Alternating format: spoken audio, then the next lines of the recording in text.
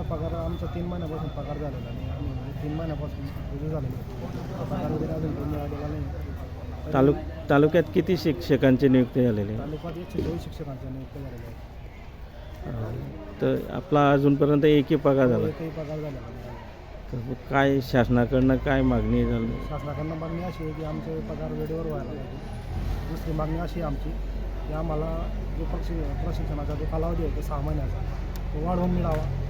आणि तिसरी मागणी अशी आहे की आम्हाला कायम करण्यात यावं. याप्रमाणे आम्ही शासनाच्या निवडणुकीच्या काळामध्ये सगळे शासनाच्या पाठीमागे जर कंपनी उभी होते तसेच शासनाने आता आणि पूर्ण सत्तेमध्ये आपलं सरकार आलेलं आहे.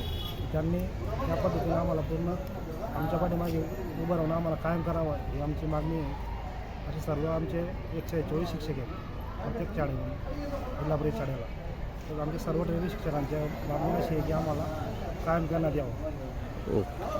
मुख्यमंत्री युवा योजनेमध्ये जे आम्ही सहभागी झालेलो आहे आणि 6 महिन्याचं जे प्रशिक्षण आम्ही घेत आहोत, तर सरकारने आमच्याकडे ध्यान दिलं पाहिजे.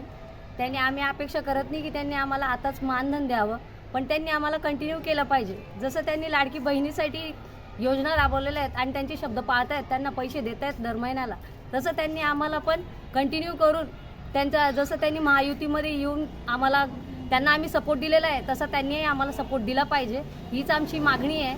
ती फक्त सरकारने पूर्ण करावी. तसं अजून 5 वर्षांनी जो निवडणूक येईल तेव्हा पण आम्ही तुम्हाला सपोर्ट करू, पण त्या अगोदर तुम्ही आम्हाला थोडा सपोर्ट द्या, आम्हाला कंटिन्यू करा आणि कायमस्वरूपी कसं ठेवता येईल याचा विचार तुम्ही प्लीज कळकळीने विनंती करतो करा. ओके.